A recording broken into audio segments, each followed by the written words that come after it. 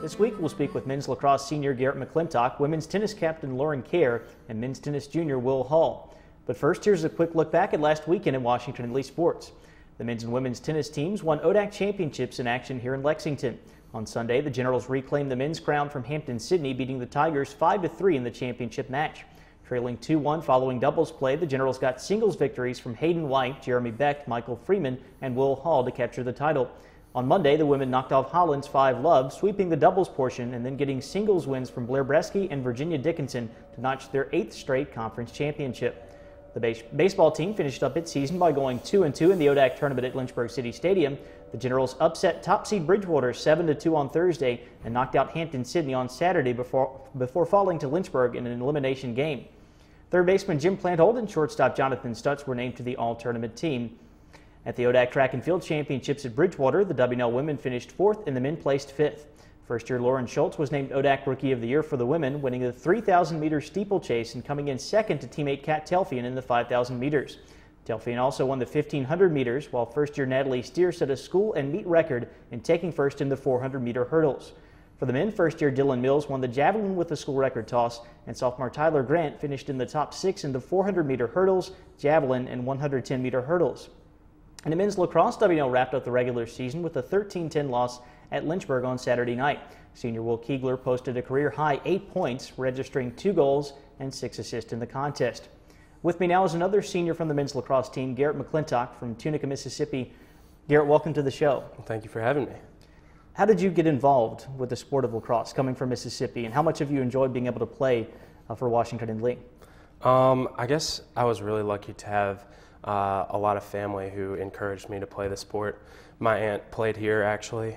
She kind of gave me a set of miniature lacrosse sticks that I'm sure every kid from Baltimore and Long Island had, but it's kind of an unusual thing for me to have as a little guy, and I kind of took off with those. And then when I reached high school age, we were lucky enough to have a coach from Hampton-Sydney, and because my parents always kind of brainwashed me with WNL gear, I was always wearing some WNL sweatshirt or something, and I would always get grief from my coach.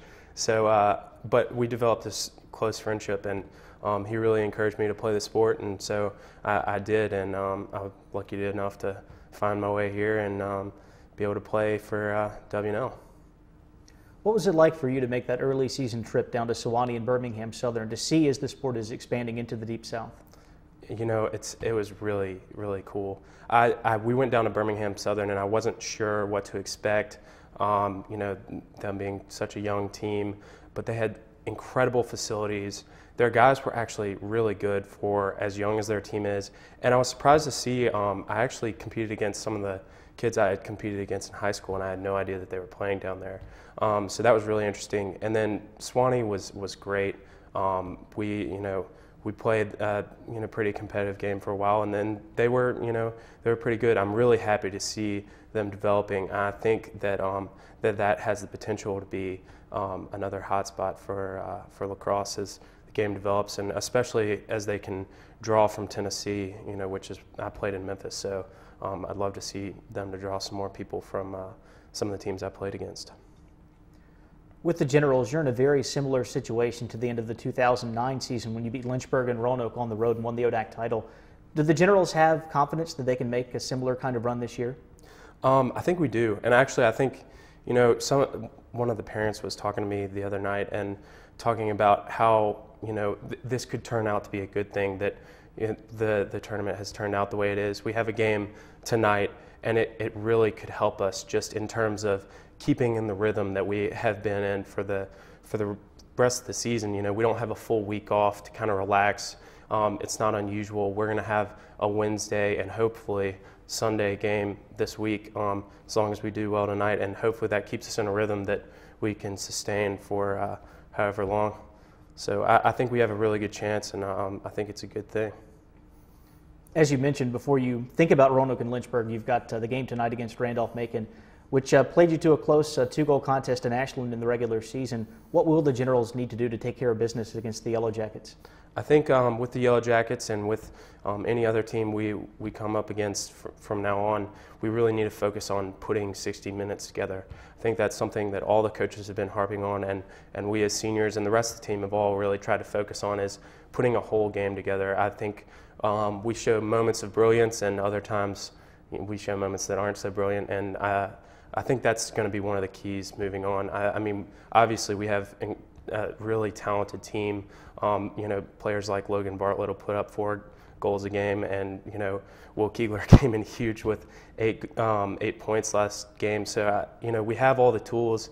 I think it's really just trying to get everyone to play in concert and as one unified team that's going to be the key to our success moving forward.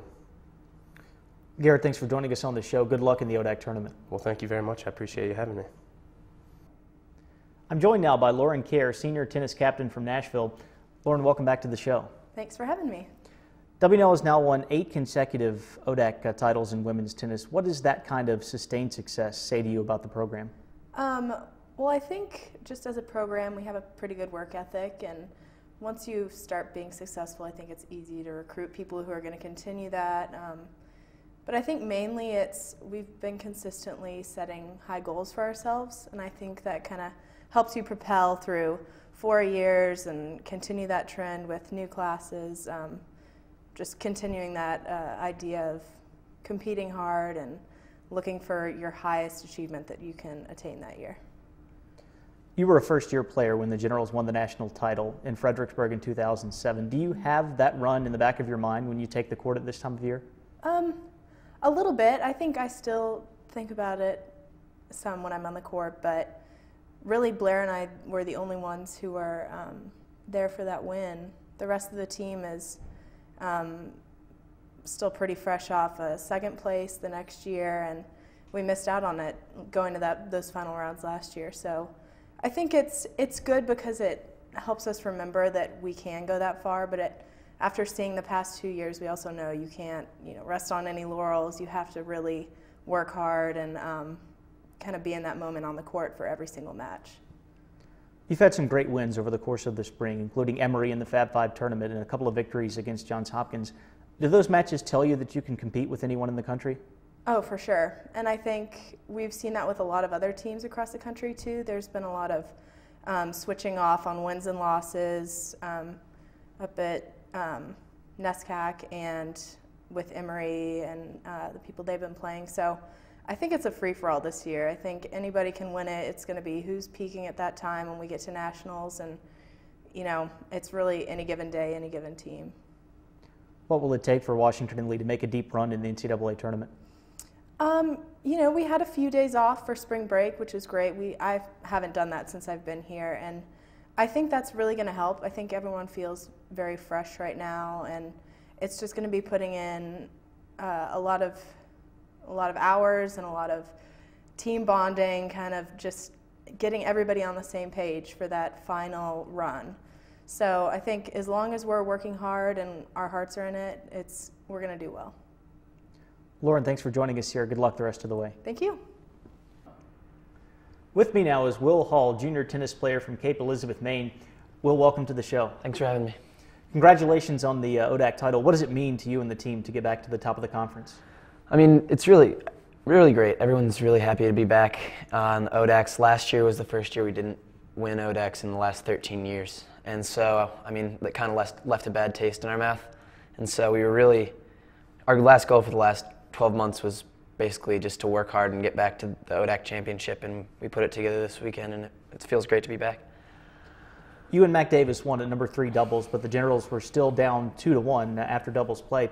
What's the mindset going into singles competition when you know you have to take 4 of those matches to win? I mean, in any match you want to get ahead in doubles because it takes a lot of pressure off the singles guys.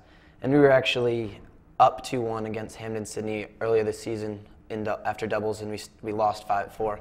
And so, I mean, there was a lot of pressure on the singles guys after we dropped 2 dubs this weekend to come out and take care of business and play well. But we knew that we were strong at the bottom of the lineup. We were pretty confident that if we played well, then we could win the last 4 spots and take the match, and that anything at 1 and 2 singles would be a bonus. So our mindset was I mean, I guess I think it helped us actually focus in on the match, and I mean, we went out with a real drive to take those last spots. How did the Generals pull it off on the court?